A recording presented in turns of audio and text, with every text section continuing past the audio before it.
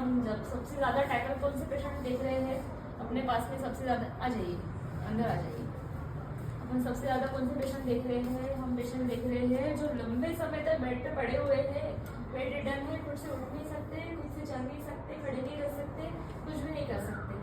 अभी अगर ऐसे पेशेंट्स लेटे हुए हैं कंटिन्यू, तो उनमें जो कॉम्प्लिकेशंस होते हैं उनमें से सबसे स्ट्रॉन्गेस्ट जो कॉम्प्लिकेशन है वो है डीवीटी, मतलब डीप वेन थ्रोम्बोसिस। ठीक है, अभी क्या हो रहा है, ये पेशेंट है ऑलमोस्ट पैरालाइज, ये खुद से अपने पैर भी नहीं हिला पा रहे हैं, पैरालाइज है। तो क्या होगा, जैसे कि अभी हम खड़े हैं, हम लोग खड़े हैं तो क्या हो रहा है, हमारे ब्लड सर्कुलेटरी सिस्टम बहुत स्ट्रॉन्ग काम कर रही है, मतलब खड़े भी है तो भी पैरों का जो ब्लड है वो हार्ट की तरफ जा रहा है ना, डीऑक्सीनेटेड ब्लड, वेनस रिटर्न जिसे बोलते हैं, वो पैरों से हार्ट की तरफ जा रहा है। अब खड़े हैं तो अगेंस्ट गुरुत्वाकर्षण शक्ति जा रहा है ऊपर, तो अगेंस्ट जा रहा है। अभी जैसे फॉर एग्जांपल अपन घर में है, फर्स्ट फ्लोर पे रह रहे हैं, अब फर्स्ट फ्लोर में रह रहे हैं और ग्राउंड फ्लोर से पानी उठाने का है टंकी में, तो क्या लगेगी, मोटर लगेंगी ना, मोटर लगेंगी, बटन लगेंगे, इलेक्ट्रिसिटी लगेगी पानी को उठाने के लिए ऊपर में टंकी पे। फिर अपन खड़े हैं और अपने पैरों का ब्लड ऊपर हार्ट की तरफ जा रहा है, तो क्या हमारे पैरों में कहीं मोटर लगी है? हाँ, लगी हुई है पैरों में मोटर, मतलब काफ मसल। वही आपको बता रही हूँ, हमारी जो काफ मसल है उसको सेकंड हार्ट कहा जाता है, मतलब कंटिन्यूअस वो मसल अंदर ही अंदर पंप कर रही है और पैरों के ब्लड को, जो डीऑक्सीनेटेड ब्लड है, जो अशुद्ध ब्लड है, उनको पूरा वो हार्ट के पास में पंप कर रही है। तो ये कंटिन्यू प्रोसेस चल रही है, तभी तो अगेंस्ट ग्रेविटी ब्लड उठ रहा है, ऊपर चढ़ रहा है, कुछ तो लगा है तभी। इसीलिए आप सर्च करोगे काफ मसल को सेकंड हार्ट कहा जाता है।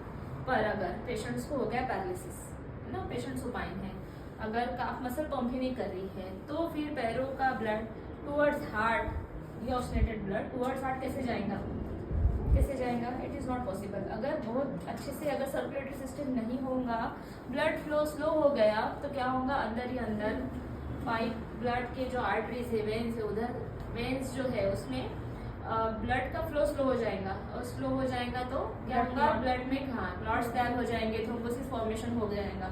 और अगर ये थ्रोम्बोसिस फॉर्मेशन हो गया तो हम ये अगर सर्कुलेटरी सिस्टम में आ गया, थ्रोम्बोसिस मतलब क्या है, खून की गांठ, वो अगर सर्कुलेटरी सिस्टम में आ गई और मूवमेंट होना चालू हो गया, तो घूमते घूमते सर्कुलेटरी सिस्टम में जाएंगी, ब्रेन में अटक गई तो ब्रेन स्ट्रोक, और अगर वो घूमते घूमते हार्ट में आ गई तो क्या, हार्ट अटैक, है ना, तुरंत टाइम भी नहीं मिलता। इसलिए सबसे गंदा कॉम्प्लिकेशंस वही माना जाता है डीप वेन थ्रोम्बोसिस को।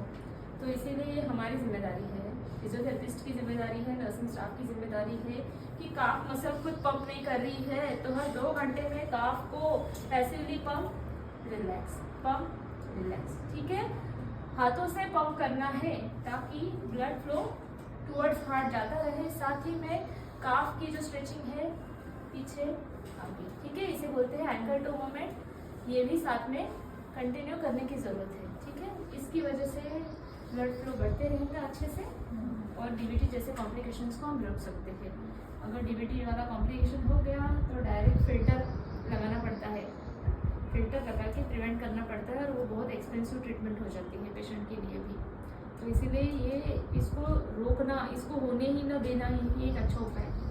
और दूसरा, हम क्या बांधते हैं पेशेंट को, ग्रिप बैंडेज, कंप्रेशन बैंडेज बांधते हैं। कंप्रेशन बैंडेज क्यों बांध रहे हैं, ताकि वो कंप्रेस कर रही है ब्लड फ्लो को ऊपर की तरफ, इसीलिए वो प्रॉपर एंकल की तरफ जब बांधते हैं ना, तब उसका प्रेशर नीचे ज़्यादा चाहिए, और जैसे जैसे ऊपर है थोड़ा सा हल्का हल्का हल्का, फिर यहाँ पे थोड़ा सा, तो पूरा पंप करता रहे। कंप्रेशन बैंडेज भी वही काम करेंगे, इसीलिए ऐसे पेशेंट्स को पैरालिटिक है, जो लॉन्ग टर्म बेड रिडन है, उनको हम कंप्रेशन बैंडेज भी बांधते हैं, लिम्फ फिजियोथेरेपी भी करते हैं और काफ कंप्रेशन भी करते हैं, ठीक है, समझेगा। इसीलिए कभी भी ग्रिप बैंडेज को स्किप नहीं करना चाहिए। जो साइड में पैरालिटिक है, कंप्रेशन बैंडेज बांधना मैंडेटरी है, 2 घंटे बांध के रखना, 1 घंटे रिलैक्स, फिर से 2 घंटे बांध के रखना, 1 घंटे रिलैक्स, ठीक है।